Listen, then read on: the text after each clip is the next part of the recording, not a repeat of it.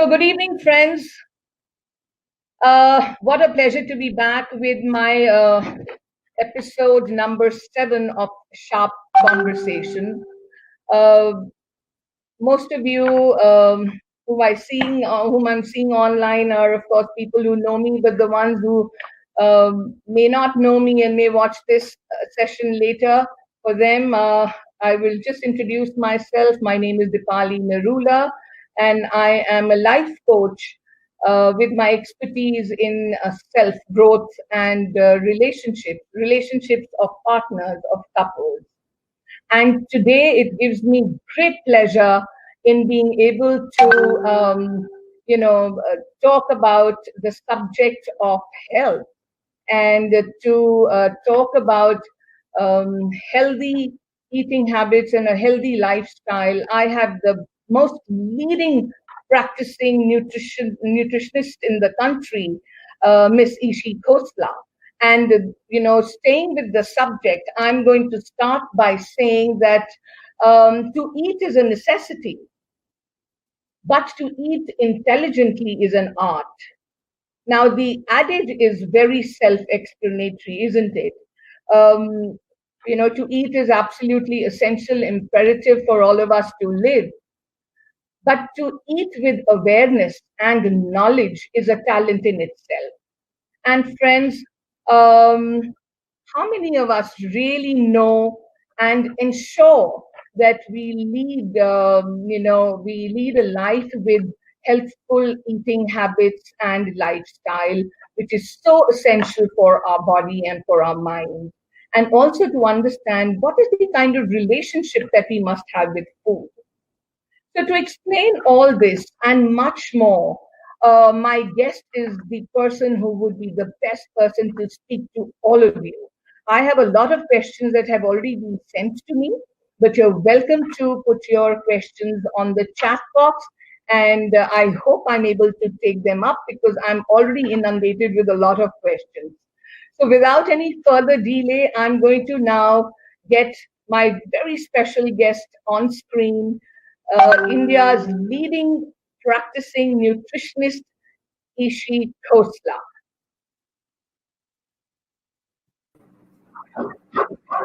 Hi, Ishi. A very good evening to you, my dear friend. Hi, Dipali. First of all, I'd like to thank you for having me on this show, Sharp Conversations. And I was listening to my introduction as a guest, and I would like to modify that as I'm a friend first and a guest after that for you. And also that I have to just tell you that, this particular interview, I mean, I've done so many for the last 25 years, but I am so looking forward to this chat with you. This is probably the most exciting one for me. Likewise, Just because it's you. Thank you so much, my dear friend. And before we start on with the questions, I'm going to just quickly take a couple of minutes to introduce you to the people. And while I do that, I'm going to just request you to check your phone because I can see there is a lag in the that is coming through while you are speaking. So, can your phone be put in a way that you go off the Wi-Fi? You want me to put it on airplane mode? Yes. Yeah. It is actually on airplane mode. Okay, now it's better. Okay, now it's better. Now it's better.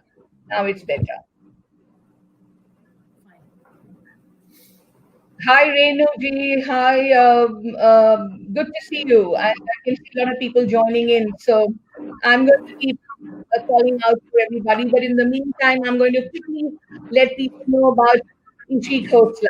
So Ishi is, of course, like I've already said, a practicing clinical nutritionist, a columnist, an author, a researcher, and an entrepreneur. She's actively involved in clinical practice at the Centre For Dietary Counseling in Delhi. She has launched first of its kind health food company called Whole Foods India. She authored several books, which of course she will tell us about, but to name a few, Eating at Work, The Dance Doctor, The Weak Feeling You, The Cholesterol Facts, and more. Ishi has been nominated as a member of the Program Advisory Committee, Nutrition Kendra. She is a member of the governing body of Lady Irwin College, Delhi University, and is a consultant to many corporates and multinationals. She is the founder of the Celiac Society of India, which has been instrumental in creating awareness about celiac. She founded the first of its kind unique score-based nutrition app called theweightmonitor.com, and she helps thousands of people across the globe to lose weight scientifically. Among her various recognitions, to name a few, the recognitions include Distinguished Alumnus 2011 at Lady Irwin College Women's Achievement Award in the field of nutrition by the Imperial and Cancer Patient Aid Association and Jitabai Women Achievers Award. She has also been felicitated by the President of India for her work in the field of nutrition. She has also been listed amongst the 25 most powerful women in the country by the India Today group. Ishi, I'm so proud of you. What a huge body of work in different, through different ways and means how you've been able to contribute to the field of nutrition and healthy life, and what a tremendous achievement over the years. So very proud of you, my dear friend. And just to add on to this, I need to tell everybody that Ishi and I go way back from the days of modern school Road in Delhi, and the way Ishi is really as warm, well-meaning, and gracious. She's always there to help and support all of us, giving lots of tips about good food, healthy living habits, etc. वो बात अलग है कि हम में से कुछ, जिसमें सबसे पहले मैं अपने आप को मानती हूँ कि बहुत ज़्यादा फॉलो नहीं करती और बहुत indisciplined हो जाती हूँ, and for that she also keeps whipping me many times, but she is so gracious in not taking a second to each one of us with some tips and some information to improve our lifestyles, to improve our health. So, ladies and gentlemen, my dear friends, I am going to take off now with Ishi because there's so many questions कि मैं एकदम अब शुरू करना चाहूँगी Ishi. So, can I just start off, or would you like to say something? Just to say that thank you for your kind words, and it is my privilege to be here with you and with my a lot of my school community, which I really, really value. And I hope we can have an interesting conversation, and look forward to the next 1 hour. And you may mention a lot of things, but I have to say that at the end of the day, God has been kind, and I just feel blessed. So I would just leave it at that. Lovely. I can see some people are saying that my voice is getting a bit garbled, and it is not very clear.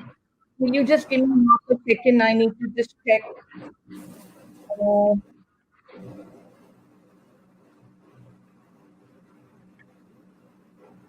I don't see any problem really, but can somebody tell me from the chat whether I can be heard or I can't be heard? I can hear you very well, Dipali.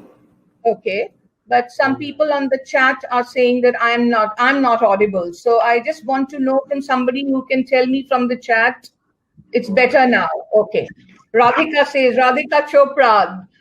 Ishi, you know Radhika very well, the revered nightingale of the country. Who doesn't know Radhika? Who doesn't know her? Yes, yes. I know of her more than one reasons. Which is? Which is, she's been there for us. She did attempt some diet-related journey with me. which probably is still, I always say, work in progress. But yes, she supported a lot of my work, including work for the Celiac Society. So she's very, very well known and very precious. How nice. Lovely. So I'm going to now jump to the first question, Ishi. Now, I have a lot of questions which have come in. I'll quickly take the names who've made the effort to send in questions, which include Surya Ganesha, Rashmi, Jayamitra, Anshumitra, Rajkumani, and some people randomly also on my center.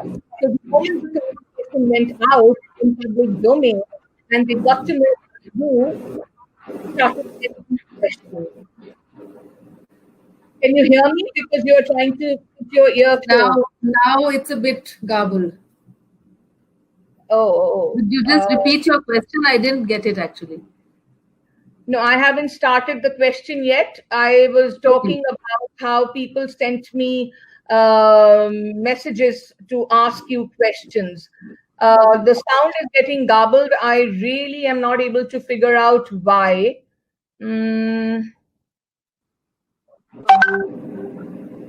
But now I think I'm okay. I could hear you.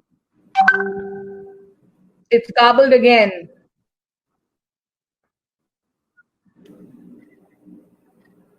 I'm going to just continue.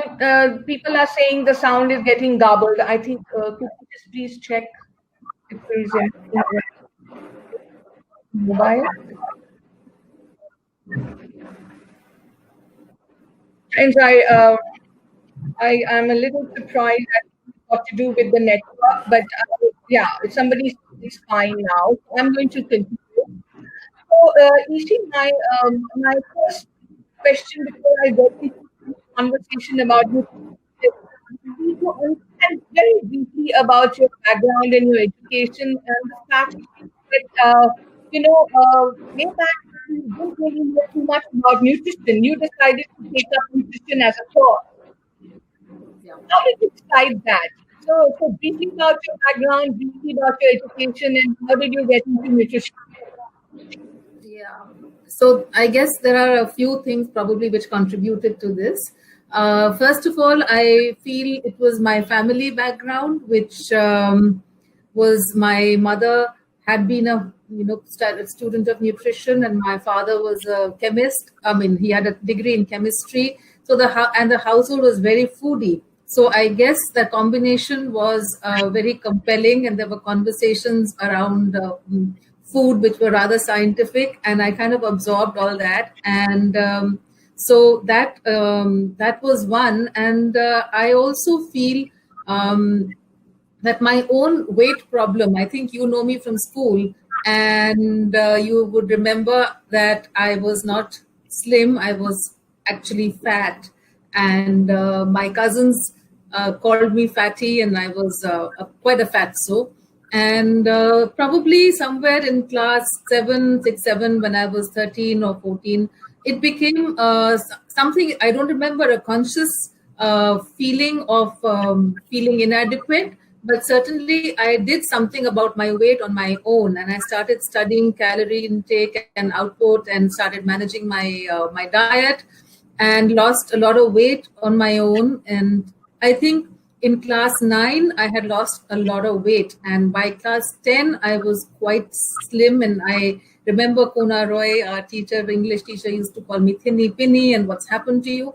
And that was a time we were supposed to decide, and we were in the medical group. And and I had thought I will do medicine. But this fascinated me so much, the impact of what I was eating on my skin and what was happening to my body with the food. I think that was a transition which I made, and I said, no, I think I am going to do not going to do medicine. I didn't even fill up one entrance form to help me do my nutrition, and that's how I think probably I'm doing what I'm doing. And I have to say that I'm so glad that I did, because it's a field which is so connected to oneself and on a daily basis, and it is so meaningful. And so I think it's a combination of my background and my personal story. There is some technical issue. I think your Wi-Fi is needs to be. It's getting a bit garbled and it's getting a bit messy. Uh, your Wi-Fi needs to just look into Ishi. Or Really? yeah, in between, I couldn't really get you properly because it kind of started to get a bit messy.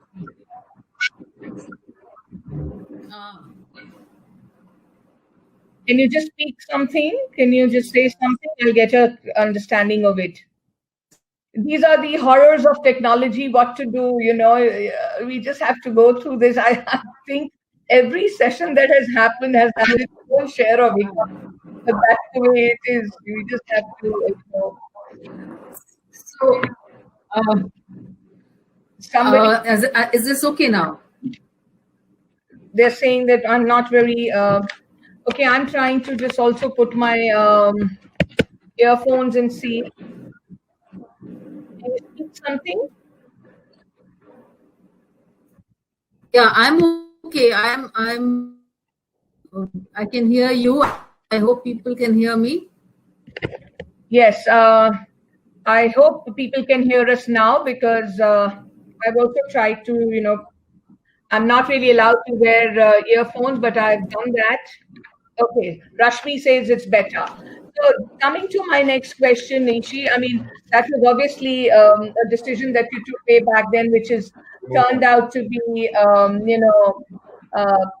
gain for people today, because I think with nutrition and health and good health foods and healthy living, people have become so much more conscientious over the years, which during our times, of course, health was always a matter of great concern, but people really didn't know ways and means of trying to find out how we could really understand the art and science behind food.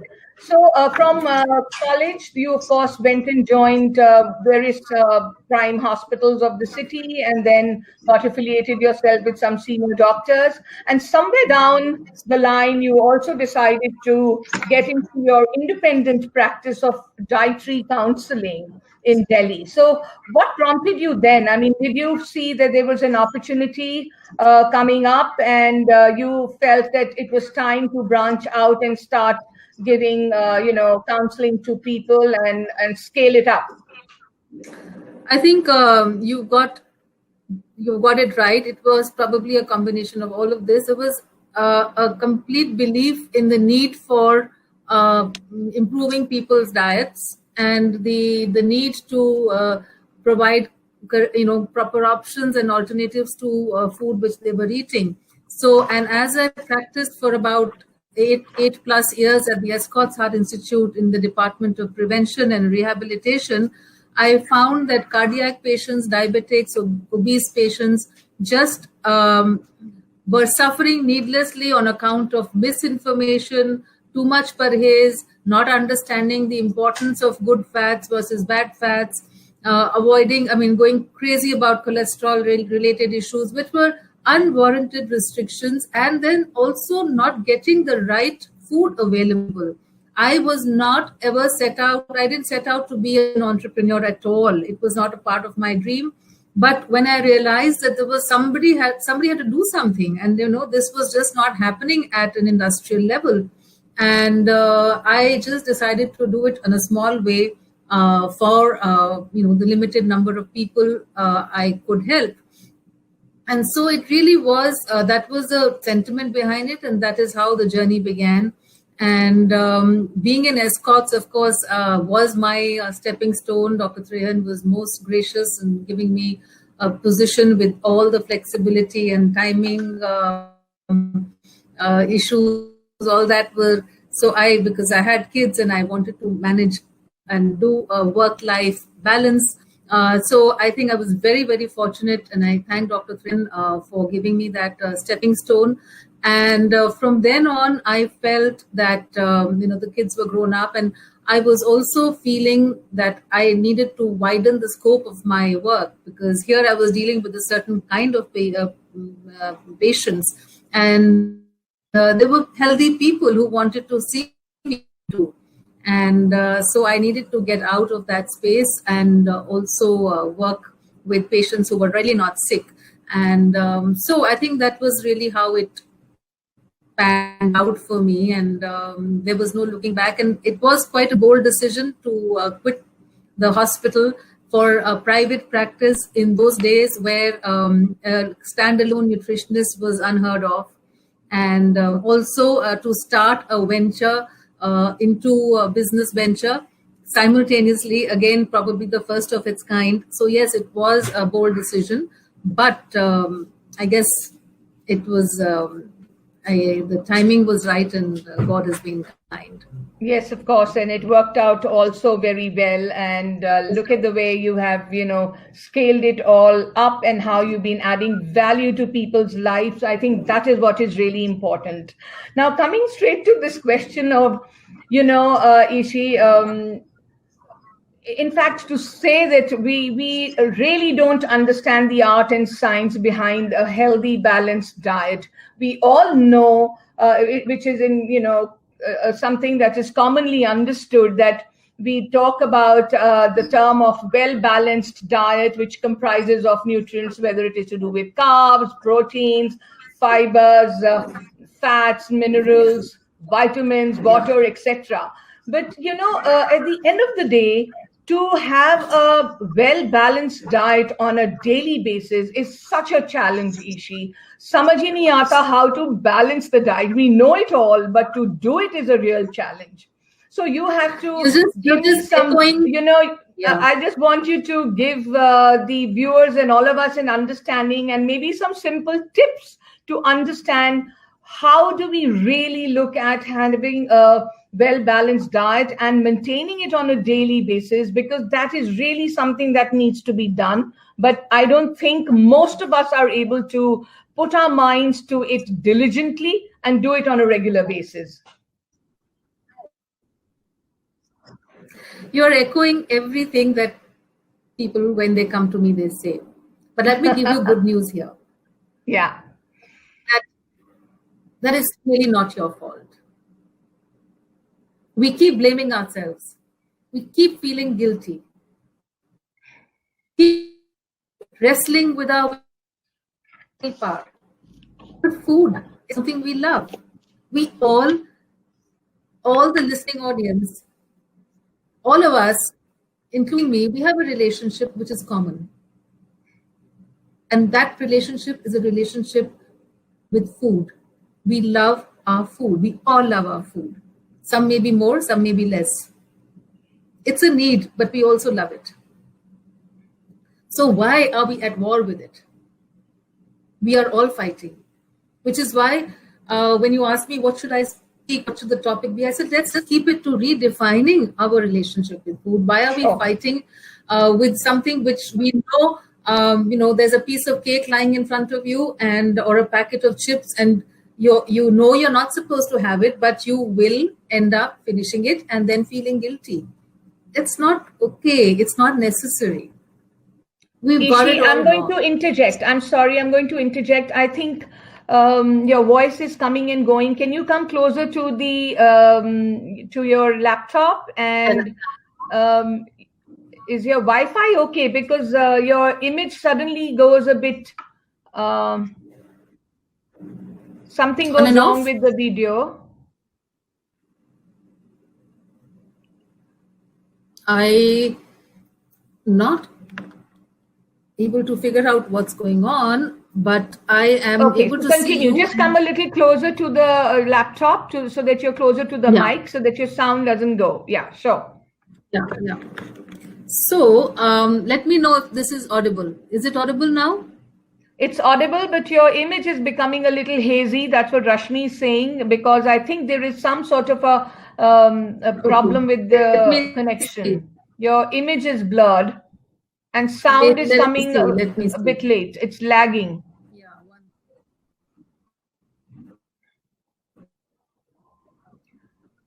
Friends, just bear with us. We are just, in the hands of technology trying to, So, I think just be close to the I'll Laptop. be Yeah. closer.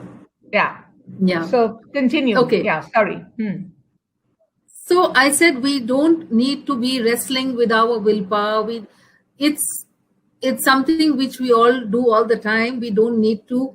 Food is meant to be enjoyed, and food is meant to be palatable, and food is meant to be just something we live with on a daily basis. So we have to have a positive relationship with food. And the reasons why we need to wrestle with our willpower is simply because the nature of the food. Just one sec. I just get. Sanjay, yes, I know. Her message is important, not the image we've seen her. Okay. Yes, tell Okay. me. Archana So, Luthra is saying the so image is still hazy. oh, Archana knows me enough. She can hear me. Yeah. Okay, as long as people can get your understandings and they can listen to you and get the message across, that'll be wonderful. Okay. Yeah, carry Yes. on, Ishi.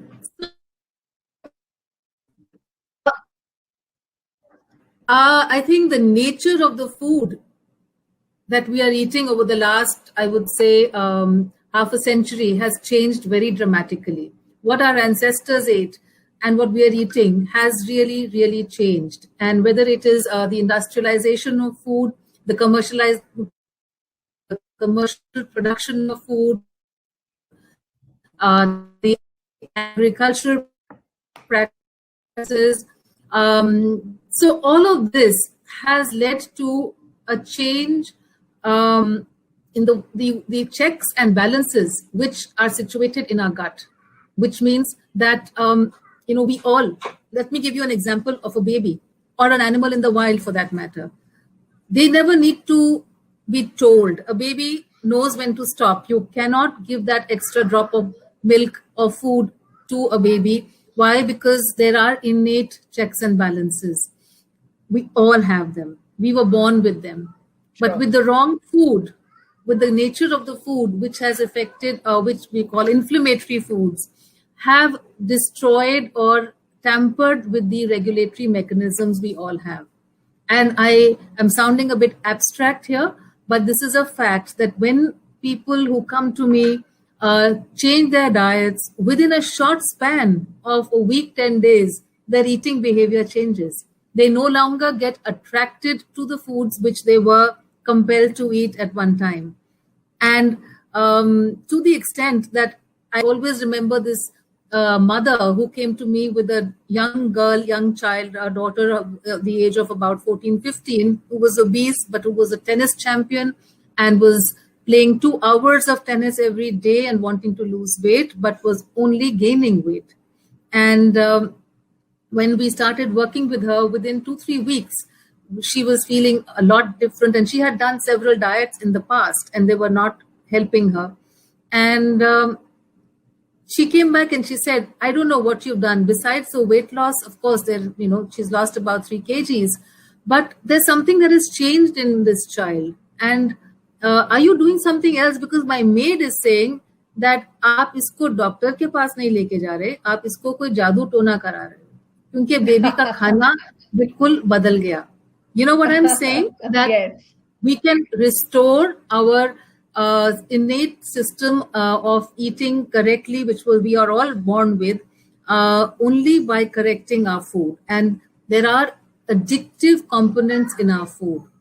A lot of the inflammatory foods and the proteins that we are consuming today, including wheat and gluten and dairy and the processed food and the additives, they hurt our gut.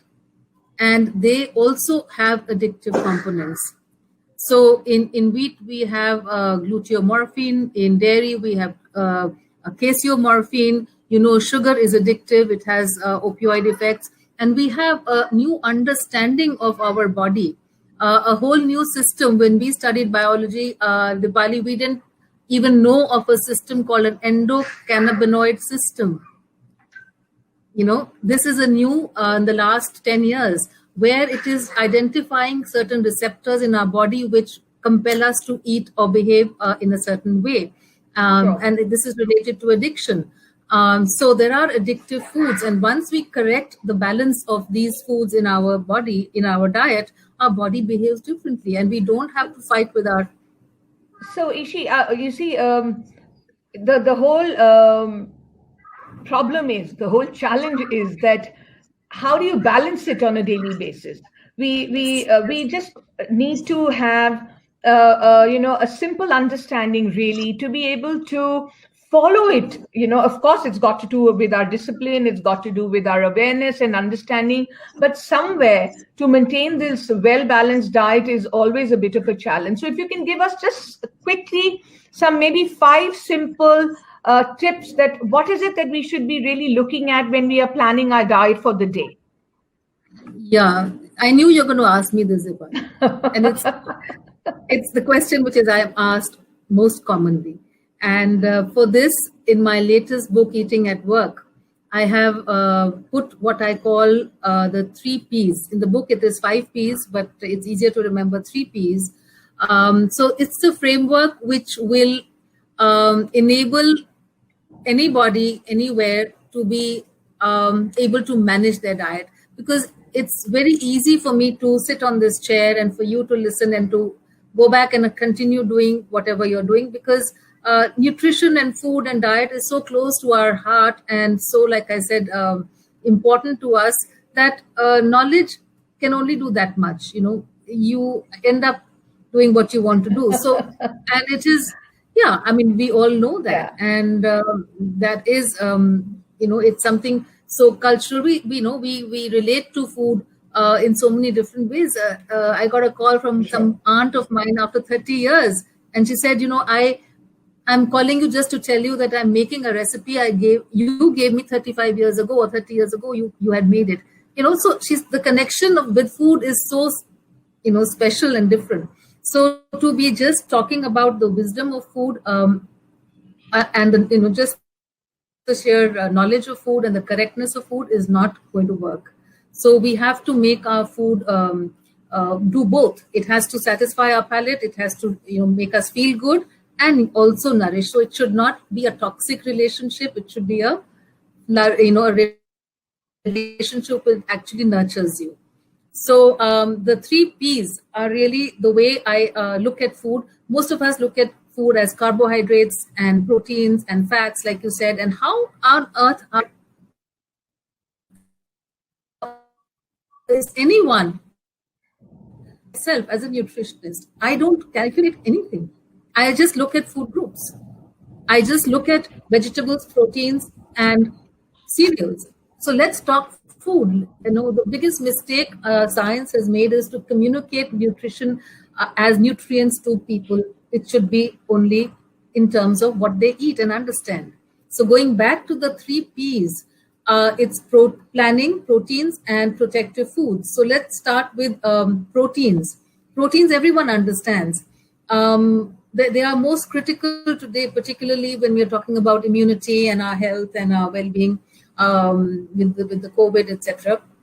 So ensure that your 2 meals have adequate protein, whether it's a combination of animal protein and plant protein. I think in this audience, everyone understands proteins. So it's the eggs, fish, chicken, sprouts, pulses, dals, and even nuts to some extent are protein rich. And some vegetables are also rich in proteins, like peas and mushrooms, etc. So at least 2 meals should be rich in proteins, and these proteins should always be taken paired with vegetables. So proteins are acidic in nature and vegetables are usually alkaline in nature when you combine them, or with fruits. But ideally, they should be together, or ensure that you have, if you're having that much portion of protein, that at least double the portion of vegetables should be there on your plate. So that's one rule with the proteins.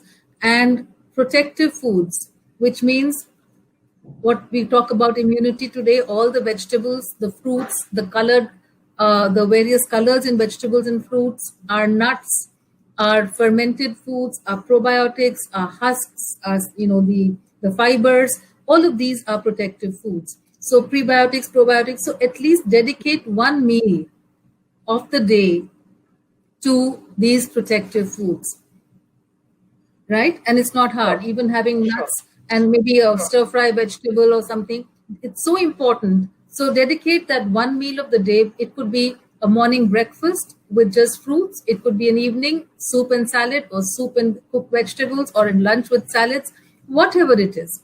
It's very simple to do. Lastly is planning, which means your cereals, your carbs. Most people look at food as rice and roti and breads and dosas and idlis and pastas, and that's Sure. culturally what it has been. So we can't deny that. So this is a group which you should have according to your needs, not according to the fact that you have to eat them in all meals, which means if you are fighting flab, if you are fighting belly fat, you probably don't need more than one meal of the day with these cereals. If you're a sports person, you probably need all three, or you need two, depending on who you are.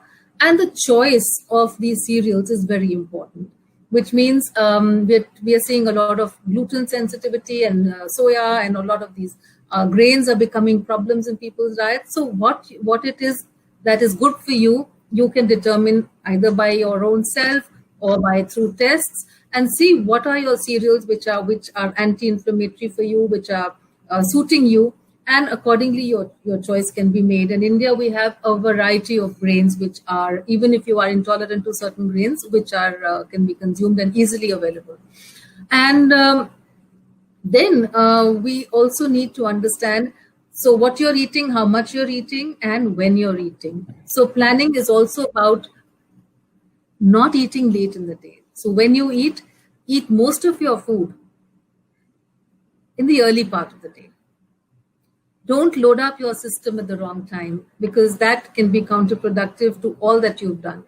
I know people who are doing intermittent fasting today, but they're eating mostly at night, and that is really not okay as a habit. It can be as an exception, but not as a habit. So timing is important. And our ancient practitioners of health, the Ayurveda, the Upanishads, all of it has these simple rules. And in the Chakra Samhita, it says the man who wants a long life, I've read this myself, that a man who wants a long life must not eat cereals after sunset. Yes. And the man who has digestive problems must not eat cereal more than once a day. That's exactly what we've been saying. So it's so beautifully now science is validating these messages, and we have a great deal of information on how people get ill, why people are ill, and it all begins in the gut. And that's what all the practitioners of health said earlier. So I think today, if we recognize the 3P formula is probably it's difficult to oversimplify nutrition, but if it has to be, then this is probably the closest it can get for me to explain it to you. And of course, there are so many other parts to it, and I hope it works for at least. So that's a great deal of understanding. And if people need to know more, because otherwise to yahan sari raat nikal jayegi, so people need to either refer to your book, or refer to what you write, or they come and meet you. So this takes me to the next question, that you have been working very, very diligently with the Celiac Society of India. So what is really the message that you try to spread through this initiative of yours? Ishi, I can see the time is ticking really fast, so we'll have to wrap up the answers also as quickly, because I really have a lot of questions. We are going to certainly go beyond our time, but requesting you to just take up the questions quickly. So please tell us about the Celiac Society and the message behind it. Well, again, it was a completely providence that led me to this path. I was not particularly attracted to this condition, but it was in the family, and I realized how little medical professionals in those days were aware of this condition, and how difficult it was to diagnose it, because even in my space, I realized that we were not able to figure out what was the reason for somebody's low hemoglobin, and so it was really a deep concern of the fact that this condition is not what it was described as in medical textbooks.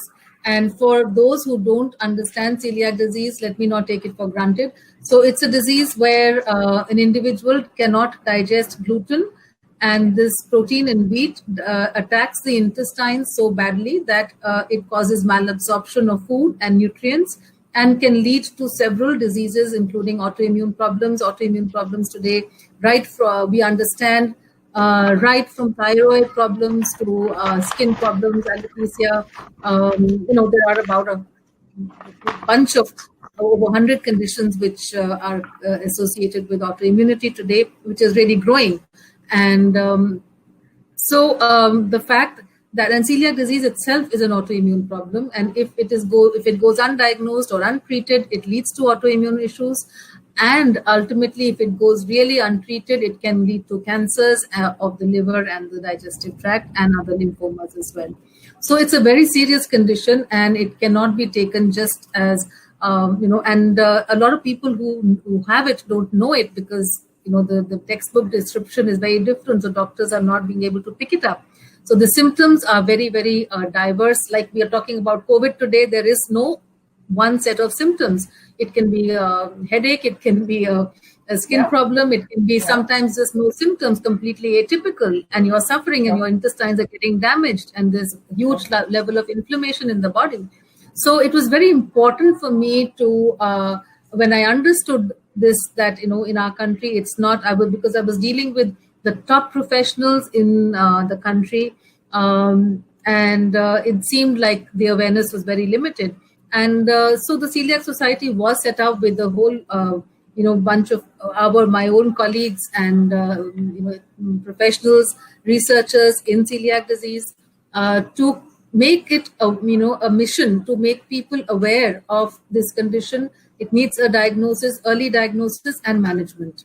So it requires a lifelong gluten-free diet, and this was started in 2006. But I would say about 10 years ago, we realized that there was another entity, which meant that it is called non-celiac wheat sensitivity, where the individual does not have celiac disease, but he has the same symptoms and the same manifestations as celiac disease. And the end, the risk to diseases is absolutely the same, but the manner on which the damage to the gut is happening is different. So it is not celiac disease, but it is the same way it needs to be treated and managed. And today, that explains a whole lot of people who are suffering from thyroid problems, increased risk of cancers, infertility, asthma, skin and eczema, psoriasis, epilepsy, neurological problems, Alzheimer's, dementia, you name it. I mean, literally every single cell can be damaged because of this condition. So this is a whole new entity. And for this, for the first time in India, we had an international conference called the International Symposium on Wheat-Related Disorders. We had people from across the globe, from New Zealand, from Europe to US, who have researched on this and presented their work to the Indian audience. And this is probably the first thing we've done. I mean, first big thing we've done, and we plan to make it a regular event in the future. And so that it was again just a personal journey which has led me to do this. No, but this information is so important, because if people are not really aware of it, it needs to be spoken about, which is what you're really doing, and it was with the same intention that one wanted to really know about it, so that the larger audience gets to know about this. So when you were touching upon about the fact of a gluten-free diet, Ishi, is a gluten-free diet recommended only because of celiac, or is it also recommended because of other reasons? And is a celiac different from a wheat allergy? Are they two different, distinct things? That's an absolutely fabulous question. So there is an umbrella of what we call wheat-related disorders. And in that, the first one is celiac disease. And then we have what I just mentioned, non-celiac wheat sensitivity, which is not wheat allergy, neither is celiac disease wheat allergy. Wheat allergy is a very different form of sensitivity to wheat, where you actually sneeze and cough or get stomach cramps or loose motions when you eat wheat. And it is a very rare, relatively uncommon condition.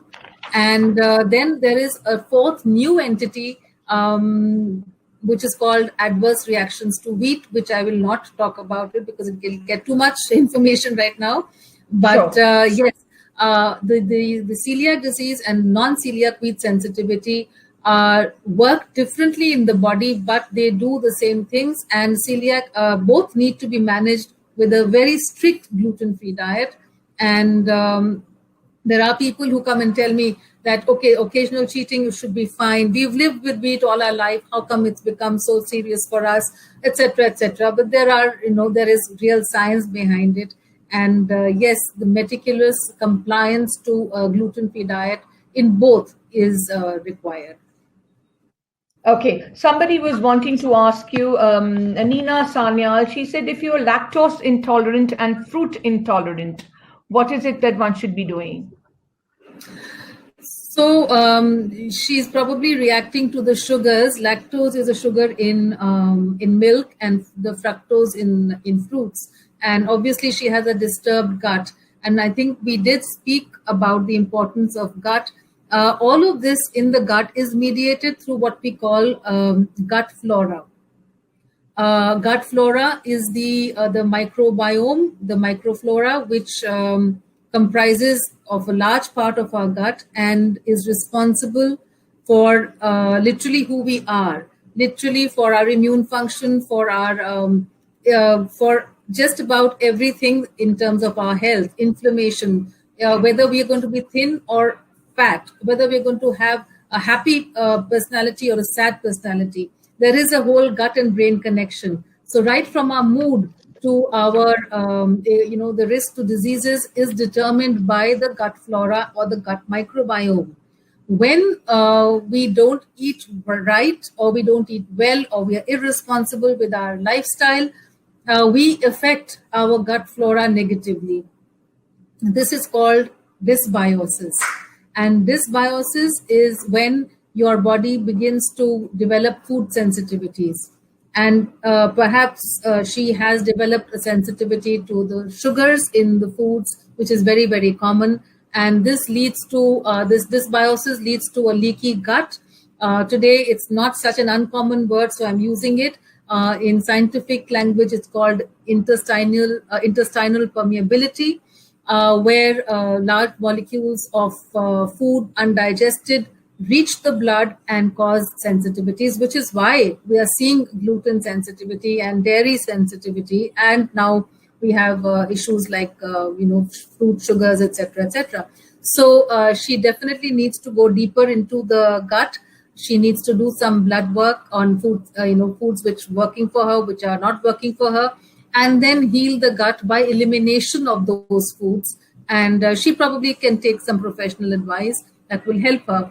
And taking probiotics, first elimination of the foods which she's sensitive to, and then building up the gut and restoring good flora is very important.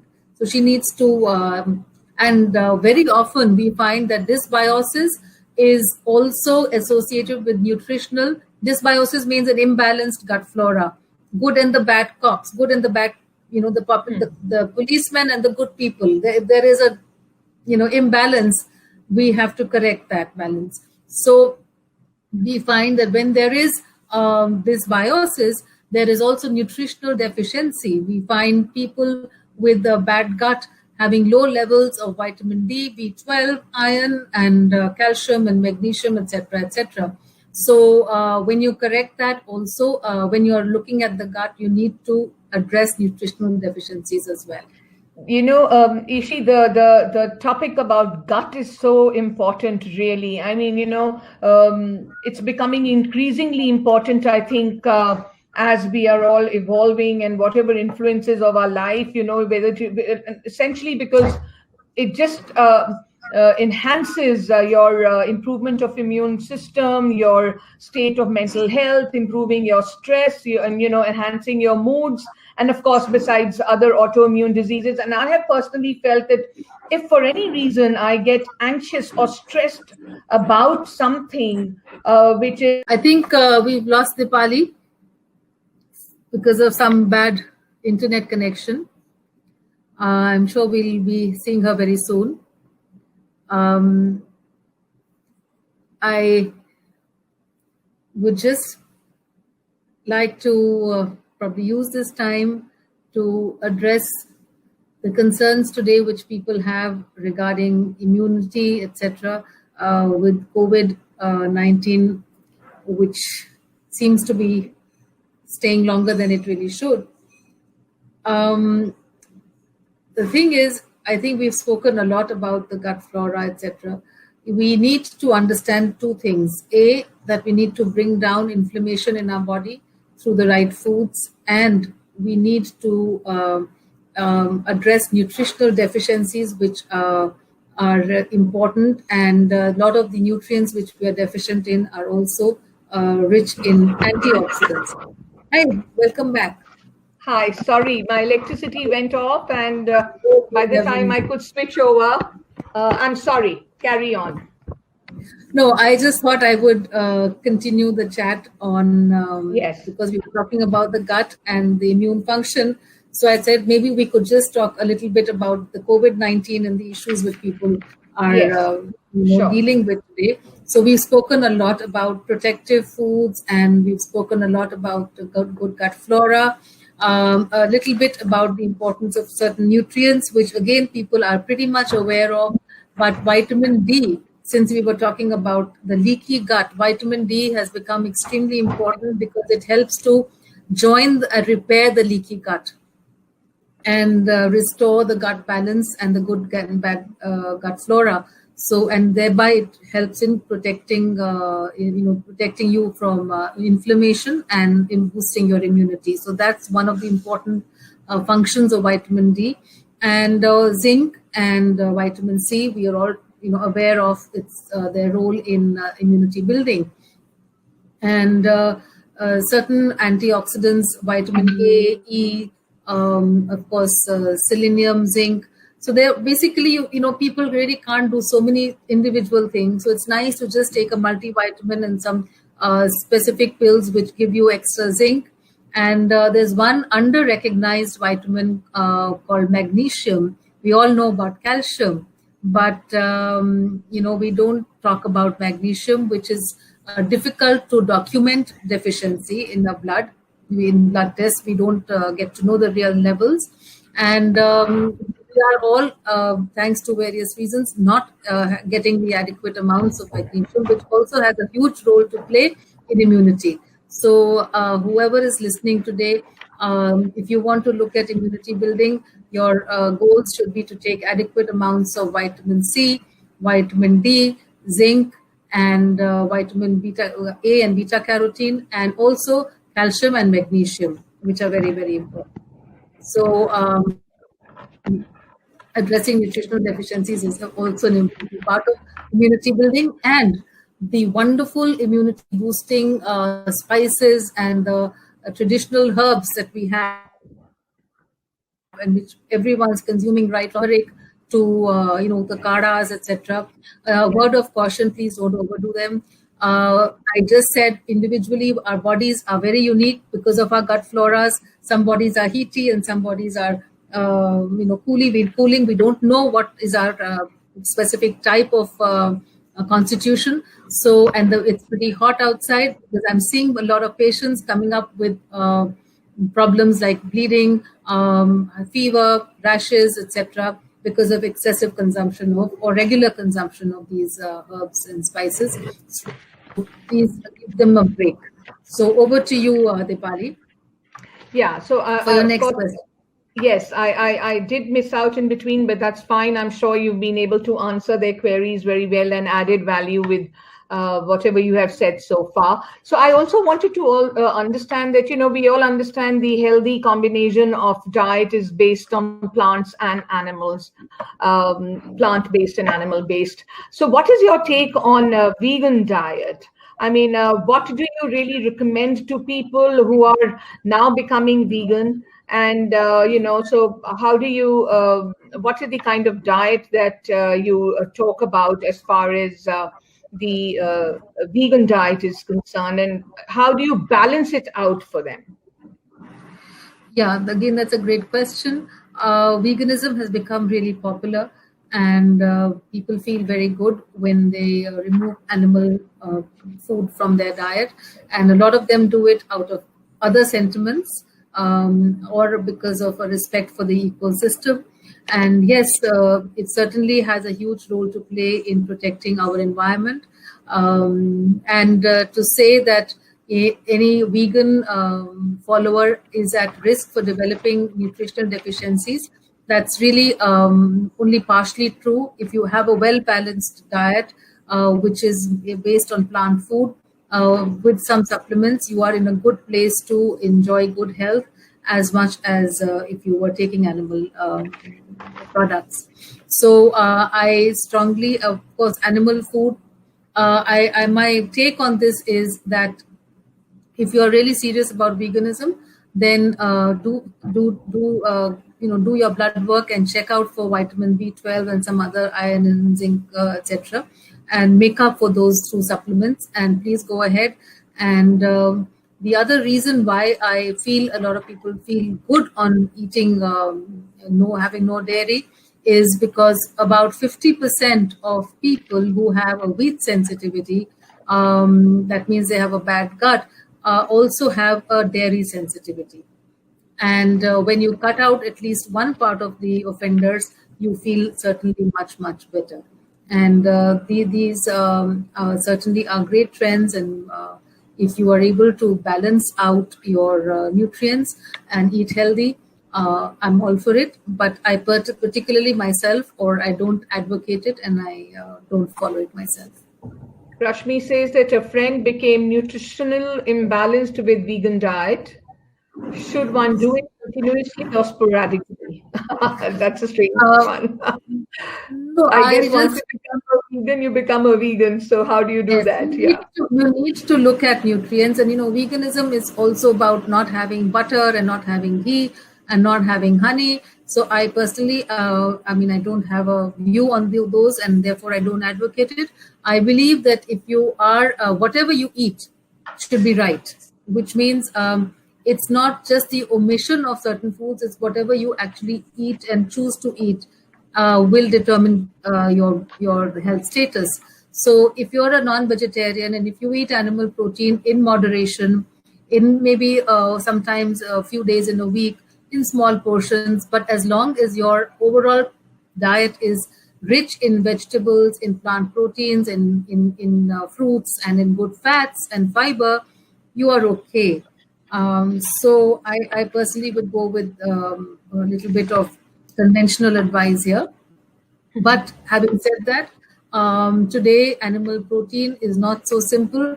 It also has many varieties. Like dairy, we have so many varieties of dairy. Today we have A2 milk, and we have A1 milk, and we have adulterated milk, and we have pesticide and antibiotic laden milk. So likewise in animal protein, these are issues which are there. In fish, we have heavy metal toxicity, and in the poultry, we have hormones and antibiotics. None of these are exaggerations. None of these are imaginary. These are real issues, and of course, they will affect our health. But whether it is animals or whether it's plants, it's pretty much the same. But yes, coming through animals, it becomes a little more serious. So if you are taking animal protein, try and get free range organic and limit your intake if you must. Ishi, you know that I'm now a life coach as well. So something that is very close to my heart in terms of understanding the synergy between food and our mind. We as life coaches, of course, talk about mental strength and inner engineering, and we have our ways and means of helping people out with our, whether it is to do with our tools, whether it is to do with our understanding and content, etc.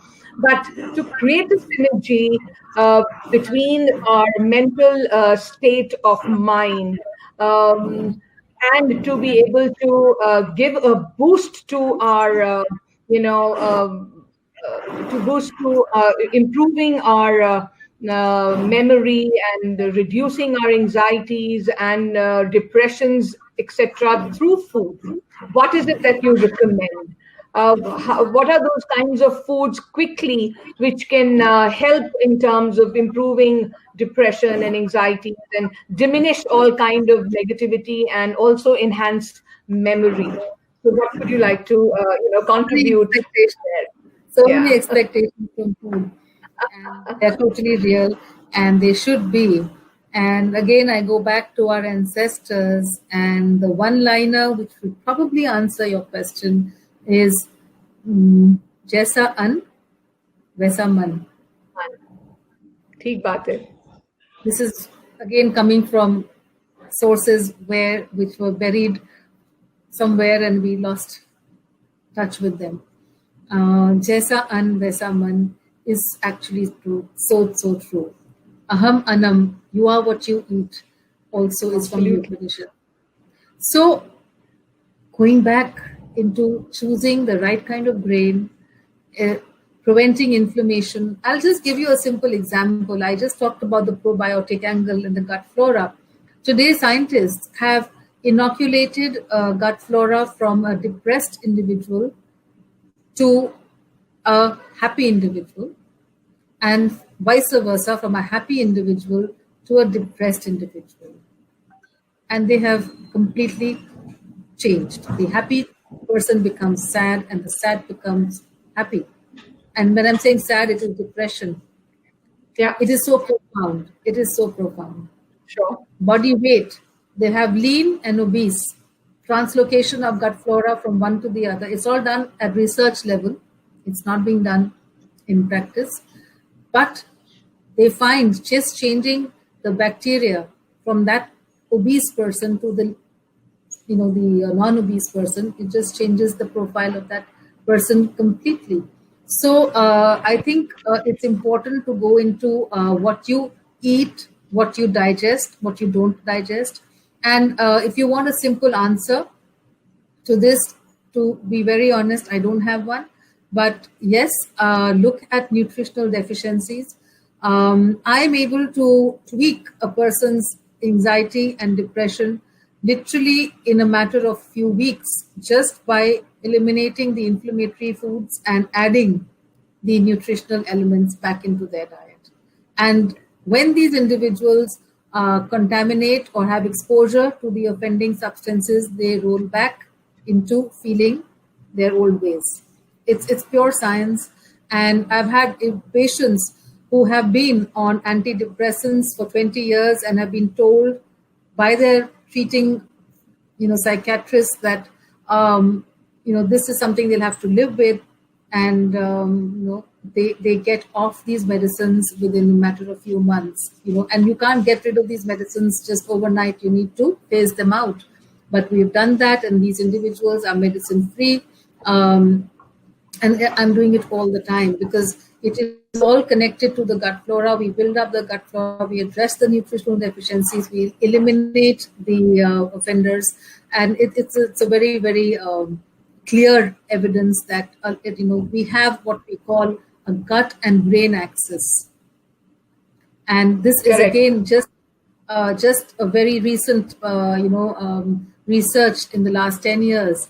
And it has led scientists to even say that we have two brains. We have one brain, which we already know of, and in the head, and we have a second brain in our gut.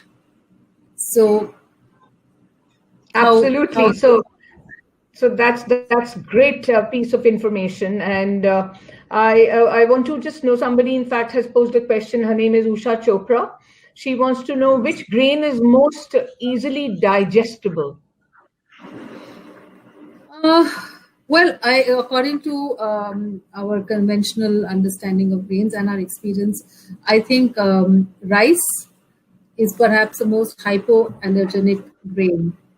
Wheat, in any case, is a known allergen. There are 8 allergens that we know of, and wheat and eggs and shellfish it's a known allergen. It does have immunogenic properties. Rice is not in that category, and I would probably give it most. Give your vote to rice. Okay. Now, we hear a lot about high protein. One more thing I'll add here, that talking about our country, India, we were essentially according to the evidence that is available, rice eating. We were all, Dravidians, and we were a rice eating country till we had invasions and impact of the other civilizations. Correct. So, moving on, we also, these days we know that there is a lot of talk, and people are following high protein and low carb diet, concentrating too much on proteins and, skipping carbs. How much is it really advisable in your opinion? How do we know that we're not really going off balance in terms of this whole thing of taking a lot more proteins and cutting down on our carbs?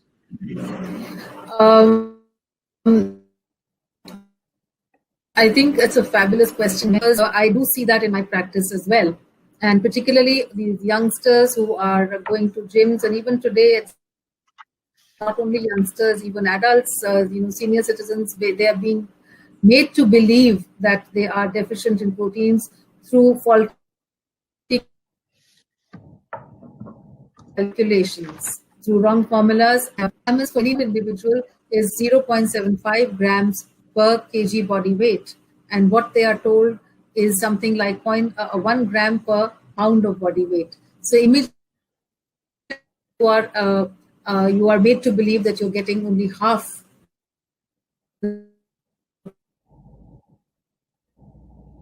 Ishi, I think your connectivity is now going a little bit haywire. Yeah. Can you just come a little closer to your camera? I'm back.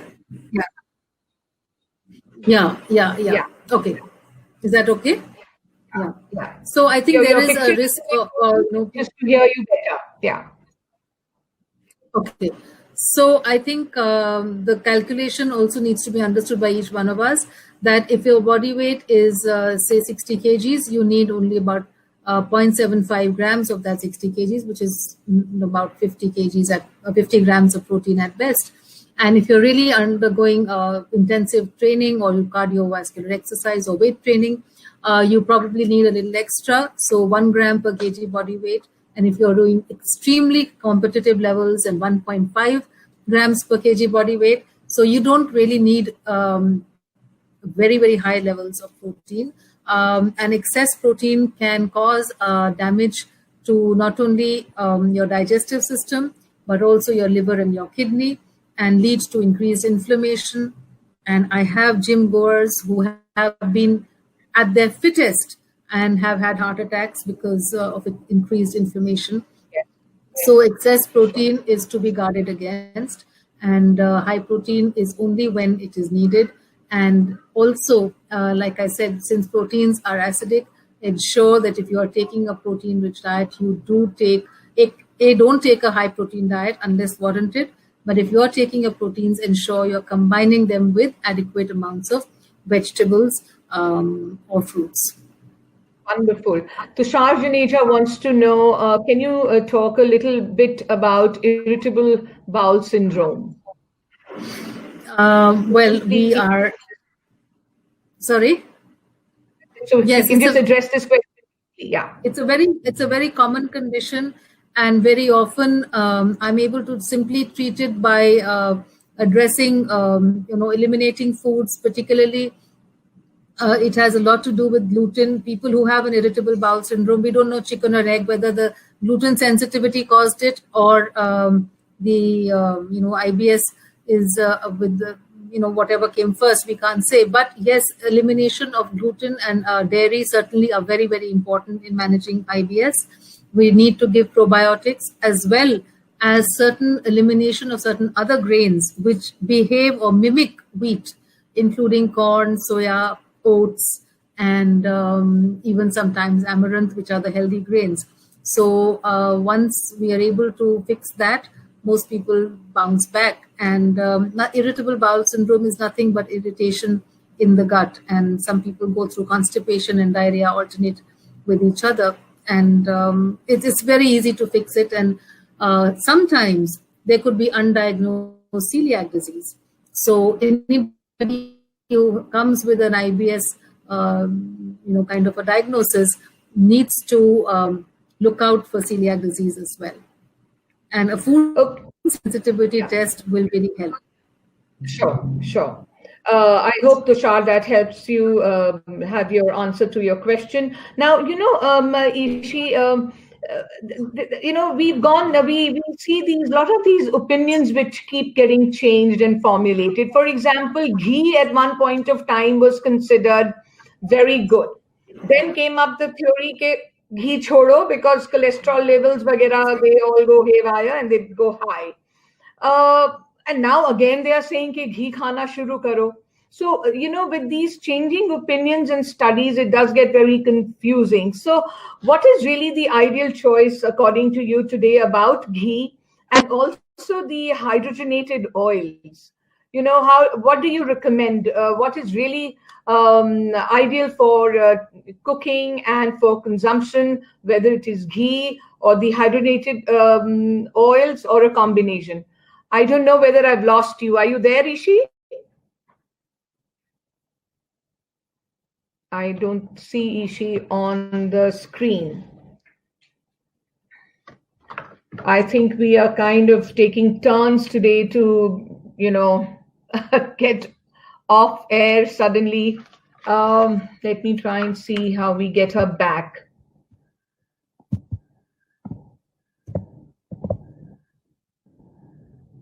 Friends, you will just have to give me a second. I'm just trying to figure it out.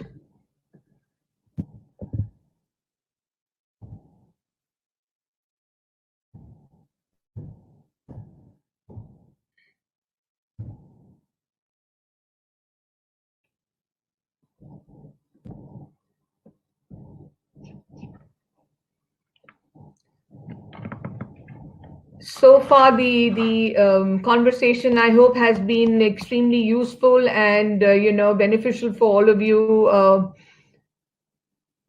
on the show. I have so many questions. I'm sorry, I'm perhaps not being able to really take too many questions which are popping up on the chat, but I'm trying my level best. We are already an hour and 15 minutes up, and I still have so much to ask her.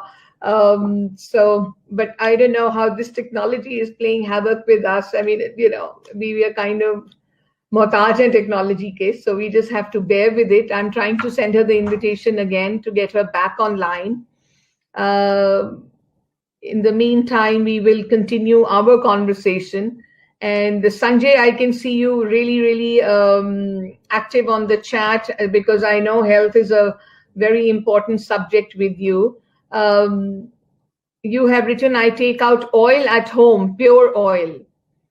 What about desi ghee? Do you also use desi ghee or is it only about oil? And what kind of oil do you take out? I'd be, interested in knowing if you can put it on your chat. Yes, Tushar, I'm trying to get her back in a second. I'm just trying to figure out what has gone wrong.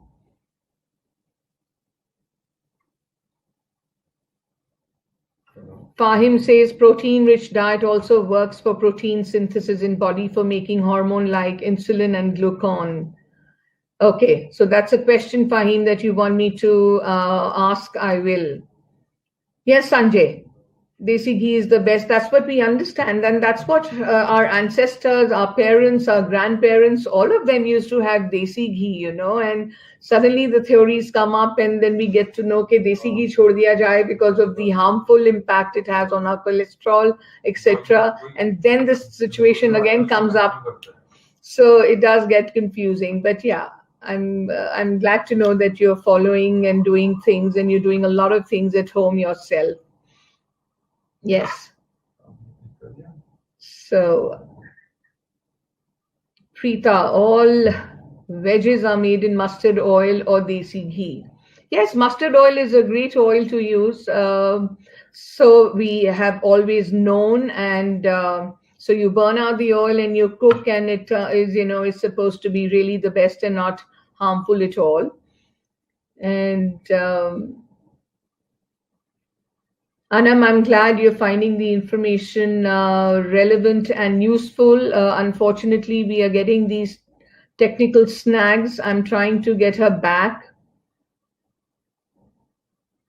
Anam, your question is to ask her about 5 or 10 food items that people should avoid after 50. That's an interesting question.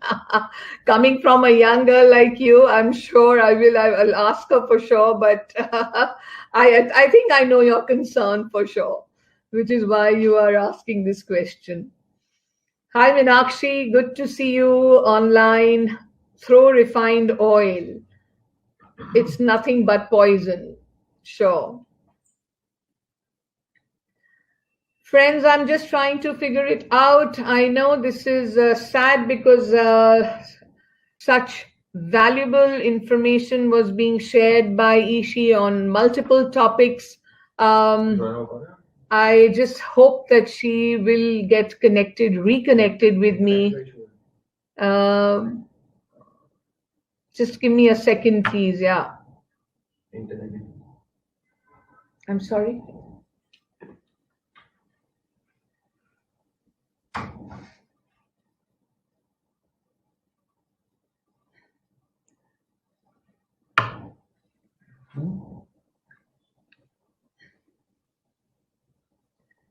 We have people who are trying to figure it out, but and I have to tell you, I was going through some of Ishi's testimonials of her clients. I mean, phenomenal success, and what success stories is unbelievable. I would suggest that one should track those testimonials down in her website, read about the testimonials and the cases who've had phenomenal results. I've had people who've been suffering from high diabetes turning around completely because of Ichi's treatment, and who've been having threatening diabetes in terms of their levels going up and down, and how she has been able to turn around. She's one of the case. And there was another case of Dr. Komal. I'm going to, in fact, ask Ishi to talk about it. So I'm going to just add her, friends, just hold on. Yeah. I hope I get her online. Ishi, are you there? Ishi, are you there?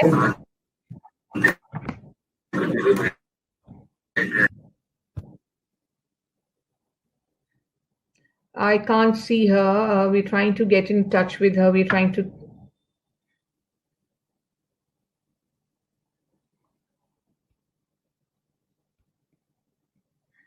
Surya, we've already called her. Yeah, we are in touch with her on the line.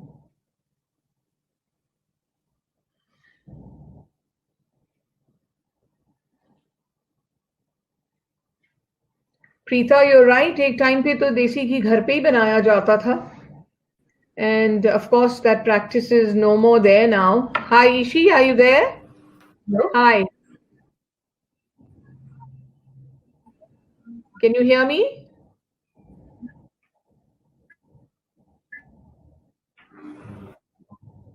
Hmm?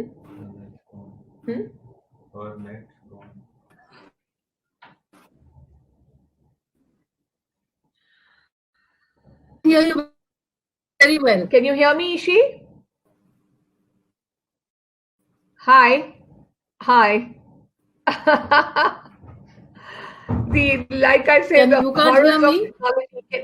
Yes, I can hear you. Your picture is a bit hazy, but I can, if you can just speak something, yes. I'll get to know better.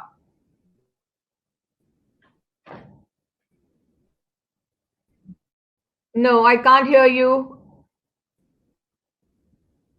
There is an issue. Yes, I am rejoining now. Yeah. But it's a bit staggered. Okay now? Yeah. So if you speak something, I'll get to know. In fact, in your absence, there are lots of comments coming about desi ghee versus oils and mustard oils and a whole lot of things. Can you hear me? No, I think there is some major problem happening.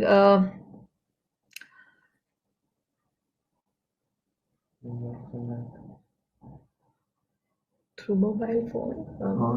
Yeah, but through mobile. Okay. Ishi, are you there?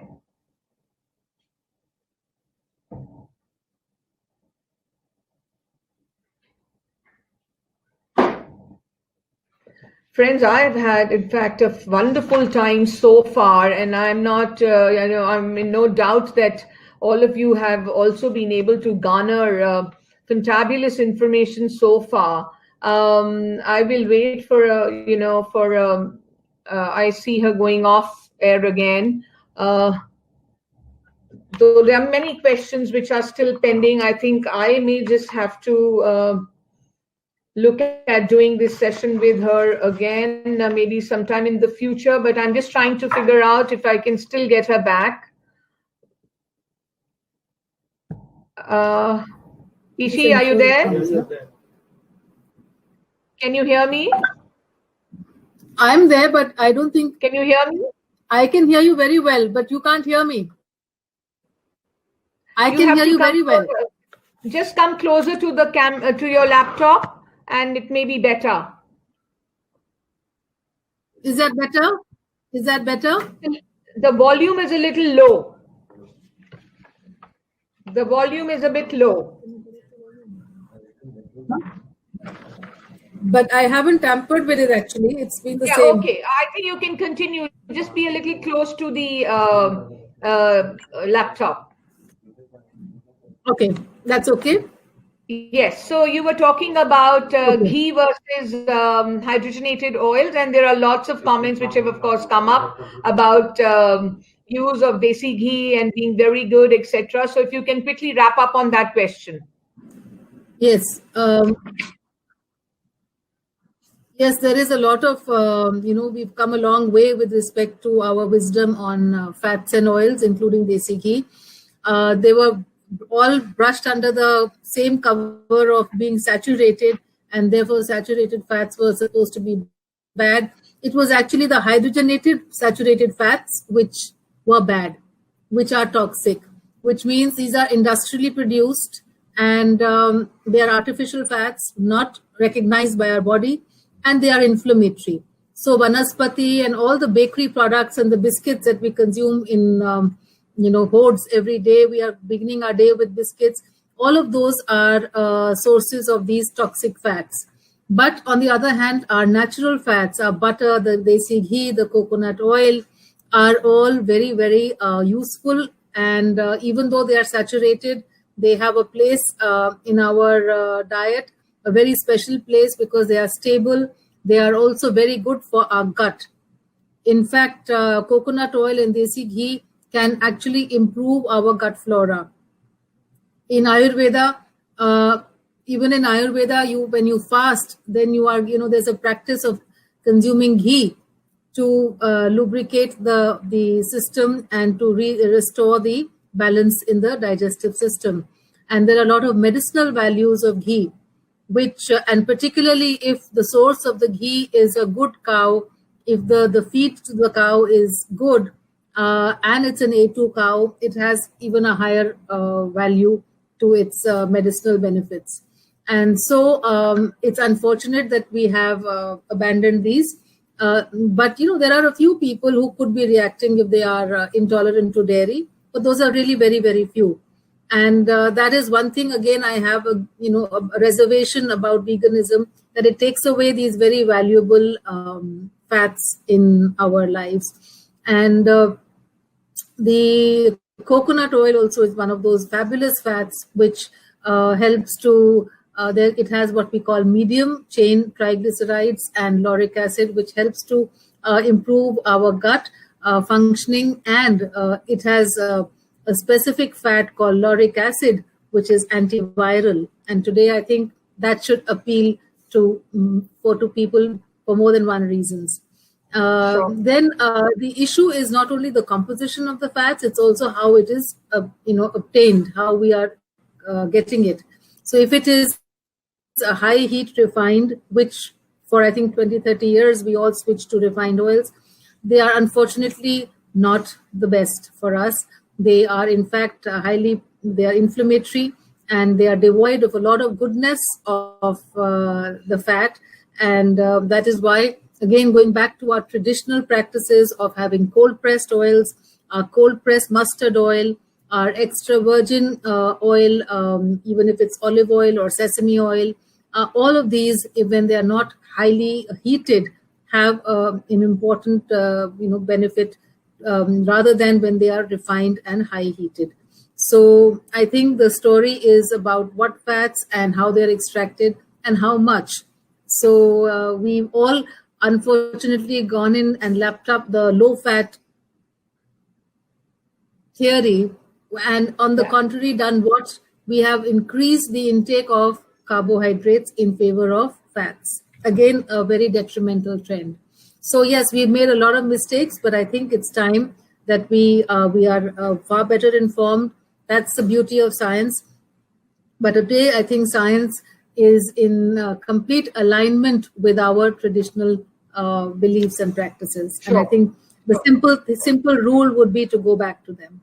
Sure. Great. So tell me something, Ishi. We have thyroid is a very common problem between the young and the old. Mm-hmm. What would you say on that? I mean, is there a kind of diet which can help in the problem of thyroid? If I would simply say one thing, the cure is in the cause. If we understand why we are seeing so many people with thyroid disorders today as against maybe 20, 30 years ago, and why so many younger people are coming up, in fact, we are seeing much more of congenital thyroid. If we understand where it's coming from, we'll probably be able to answer that question. Okay. So now I want to. Sorry. Yes. Can you hear me? I can see the screen getting frozen again. Can you hear me?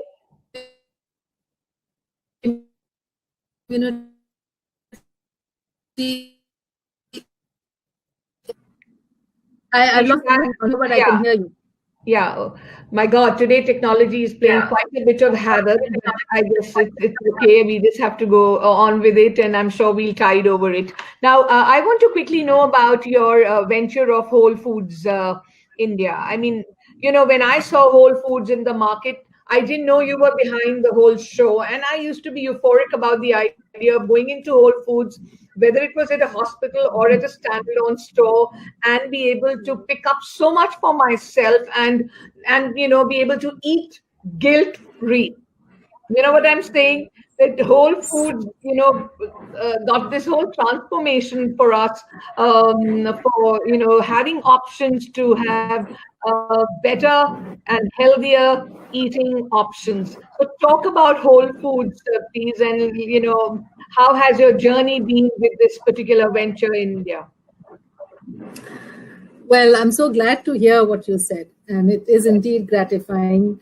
It was a journey which really began on a very small note, in a small pilot in our own office, where we put together a whole range of food alternatives for people, healthier alternatives without trans fats, without hydrogenated fats, bakery with healthy ingredients and with butter. And there were a lot of people who said, "Oh, you have butter in your biscuits." I said, "Yes, because it's better."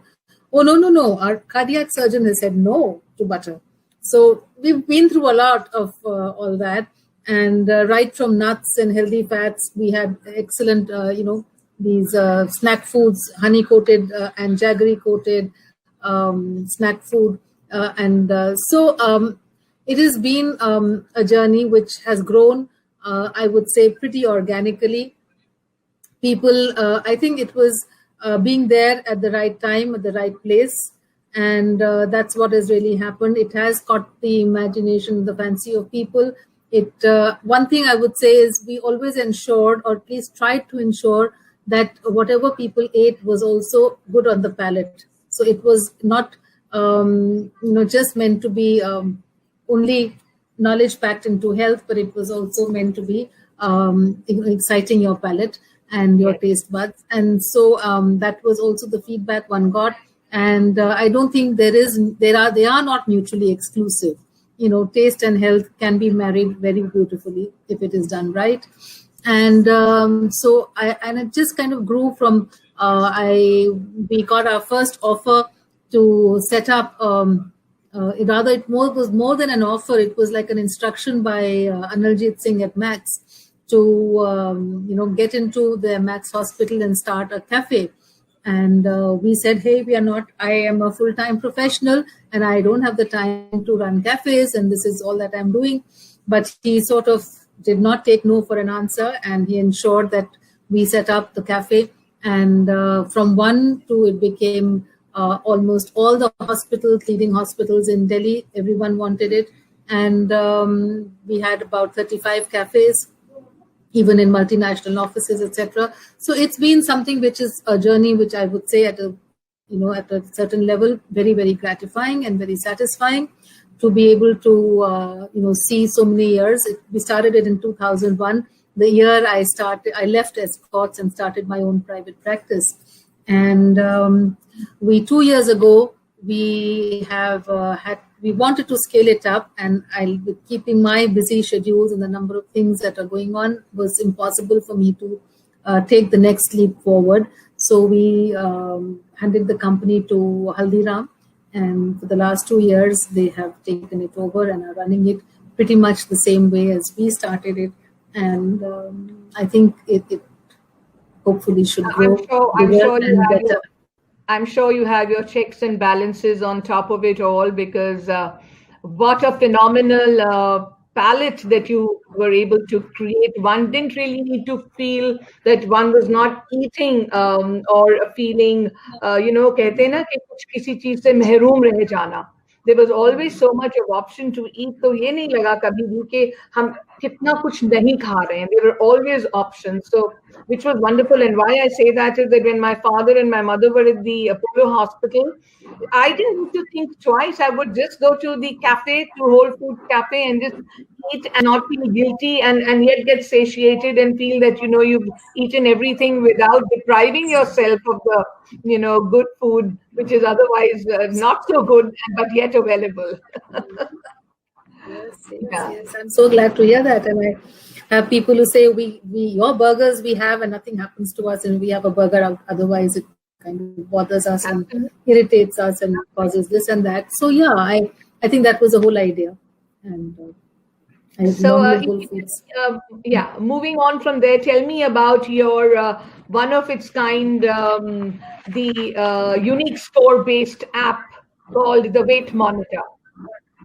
Yes, again, it was driven by the need to upscale my work.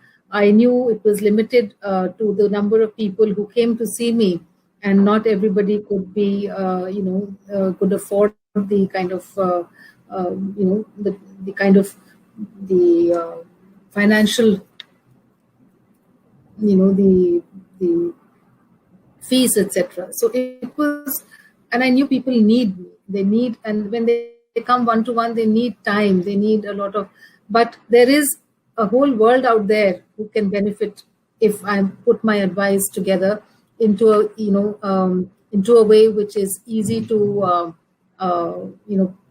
access.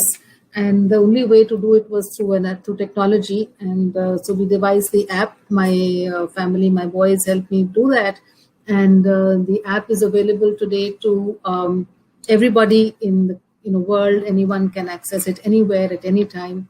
And the uniqueness of the app is simply the fact that it gives you a self-motivating experience. That means, when you're doing a weight loss journey, or when you're transforming yourself in your dietary journey, you need pushes and you need feedback, and so it gives you a score based on what you've eaten, and it tells you why you haven't scored 100 if you've scored a 40 or a 50. So it is doing two things. It is motivating you as well as teaching you.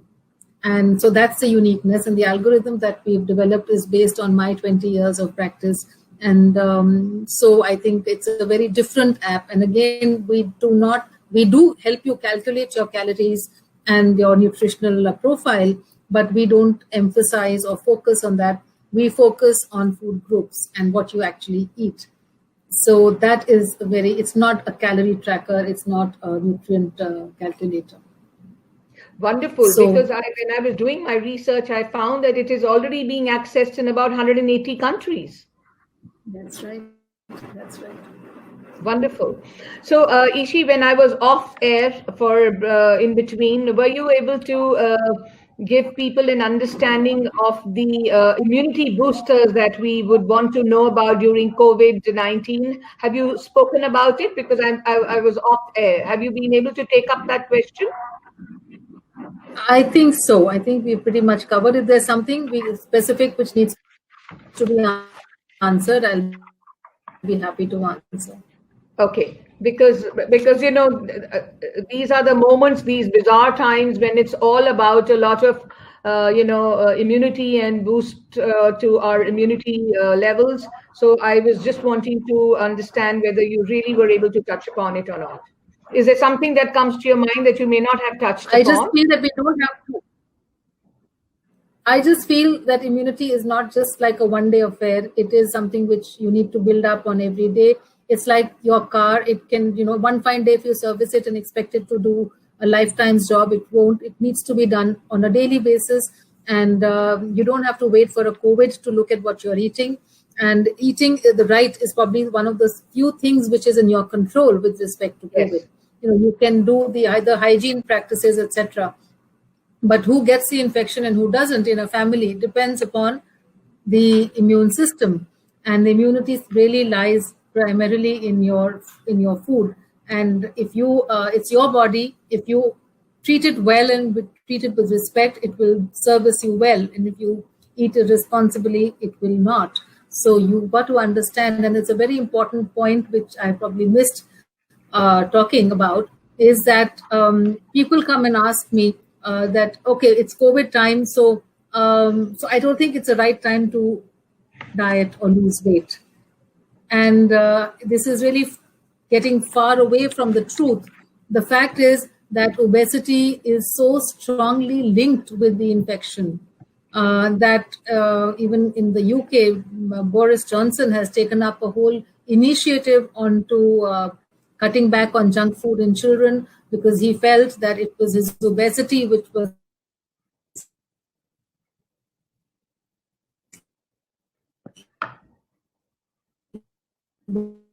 which led Ishi, to his yeah.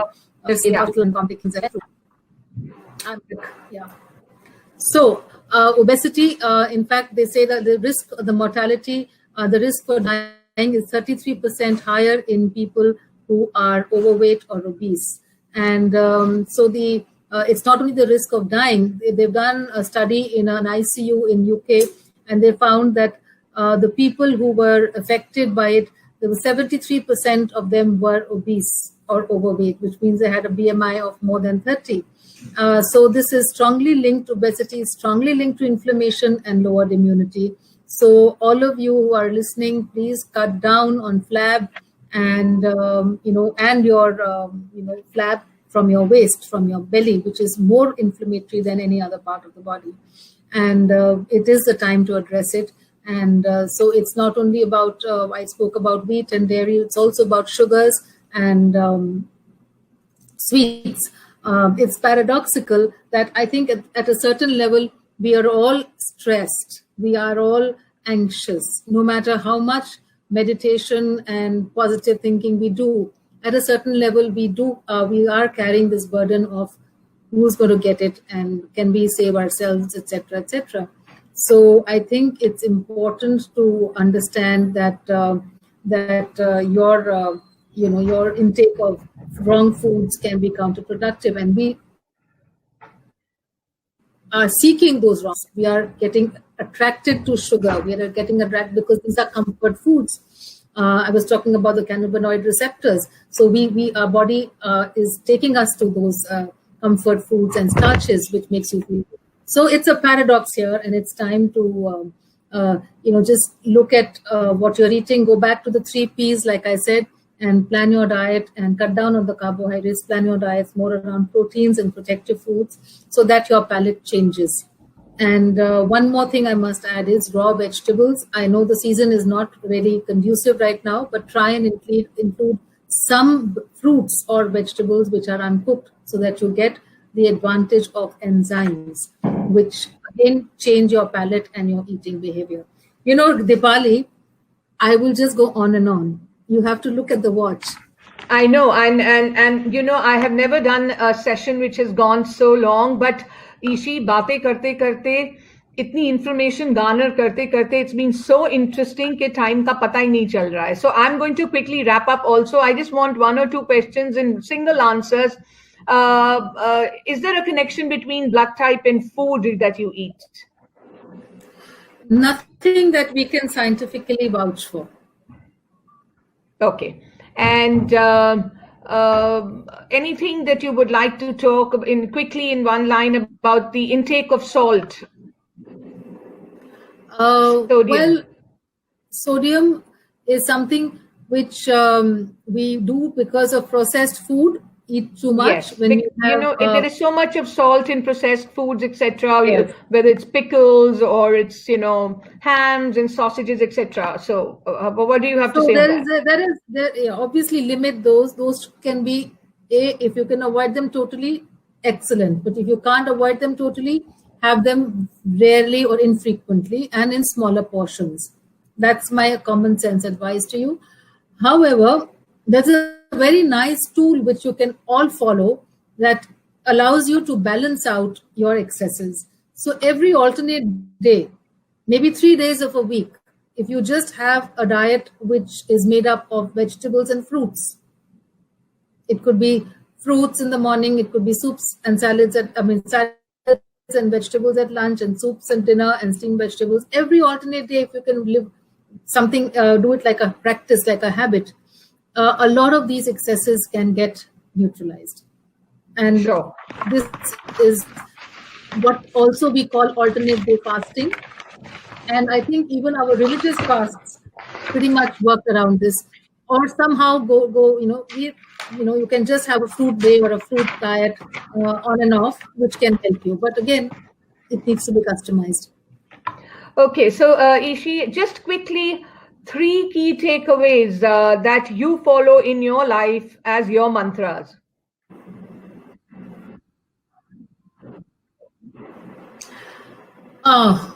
Okay. This is an acronym which has come to my head, and it's called BLESS. BLESS stands for eat better quality, eat less, eat early, and eat slowly. Chew your food. Yes. Chew your food well. Yeah. I was going to, I've eliminated so many questions, but I'm not being able to refrain from asking that do children at home and do family members, do they follow your diet plans or your diktats? Do they follow them? They pretty much do, I have to say. And then there are a lot of jokes on the dining table very often on the food. And so as a family, since we have autoimmunity and thyroid, etc. in the family, we have become a gluten-free family. And some of them have dairy, some of them don't have dairy. But that's pretty much the order of the family. So makes it simpler. Yes. And Gagan, your husband, having covered India from Ladakh to Kanyakumari on his cycle. That was a phenomenal thing that he did. So I'm sure you had a very meticulously planned diet for him. And is that something that you did? And was he able to really follow it through and through? Through and through. Absolutely. One of the reasons why he was able to do it trouble-free, he did not even have a day of a stomach or a throat issue or nothing like that, and he was actually so fresh, and people would wonder that it doesn't seem like he cycled 150 kilometers because he was fresh. And I have to share with you my mother's comment when he finished. She said, obviously gluten-free works. So I said, well, he didn't have to cycle all the way to prove that. But yes, a lot of sports people today are following this kind of a diet for better stamina, better energy, and higher performance. And yes, he was very, very careful about, he had dal, chawal, aloo, and eggs and beetroots, and that was it, and his teas and his whatever. hydration was very important. Plus, we gave him a calculated amount of fluids through the journey, and so it was quite meticulously planned. People and it aren't was a really 60th tired birthday. of asking, sorry? It was on his 60th birthday that he did that. Phenomenal. What a effort and what an endeavor. Unbelievable. I mean, and he did it so beautifully. It was lovely. Okay, Jay Mishra wants to know, what is Ishi's advice on cheat days in a diet plan? Very briefly, Ishi. Yes, whatever you cheat, I think we talked about the balancing act. So make sure you do that. But having said that, if you have a food sensitivity, if you're a celiac or you're a non-celiac, then don't cheat on the grains which are your offenders. That's not okay.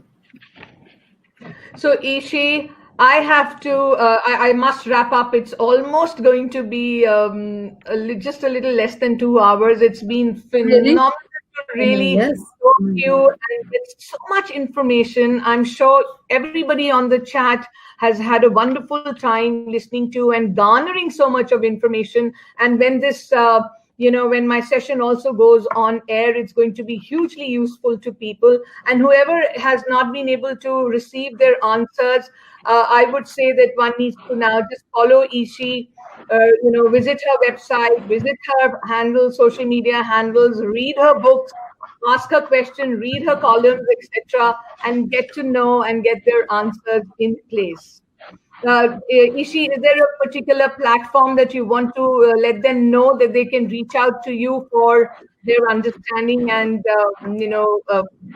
greater understanding and more questions that they may have? I think you said it all, Dipali. The books would be the best to look at. Eating at Work, The Diet Doctor, and Is Wheat Killing You? Actually, they were in the reverse order. It was Is Wheat Killing You by Penguin, then The Diet Doctor by Penguin, and Eating at Work by Simon Schuster. So they are all available on Kindle and pretty very reasonably priced, and they are pretty easy to understand. And of course, if you want customized advice, you always have the app. And just for anybody who tries to download the app in the next 1 or 2 days, we are changing our server, so you may have some trouble downloading it. So wait for about 2 3 days before you do that. And of course, everything is on the website, so I'm always there. You can reach out to me. And thank you very much, Dipali. It was really nice. I have to admit that it is one of the most fun interviews that I've had. Thanks to you, and minus all the tech stuff which went on. Beyond our control. So you just endure with it. When it's not in your control, you just endure it, like we are enduring the COVID-19. It's beyond our control. So thank you so much, Ishi, for taking out so much time. And thanks a lot. And as my parting shot to the people, I would also just wrap up by saying that we just have to eat sensibly, and we should just eat to live and not live to eat, really. I mean, and just show some self-respect to ourselves, in terms of making our choices for food. So thank you once again. And I just want to quickly tell the viewers that if you have missed out on my Sharp Conversations sessions earlier, or you have probably not been able to see this fully, please reach out to my YouTube channel, like it, subscribe it, share it, and reach out to me on my Facebook and my Instagram as well. So thank you so much. And I'm not too sure whether Ishi has again gone off one more time, but Ishi, are you there? So I think she suddenly got frozen well on time. So I'm going to say bye to all the viewers. I want to thank each one of you, whether it is Sarita Narula, Sanjay, Surya, Preeta, Tripti, Rashmi, Radhika, Tushar, Jay Mishra, Fahim Khan, the whole lot of them. So thank you so very much for having joined us and listening to this very informative session. Thank you and bye-bye, and I will see you soon. Bye.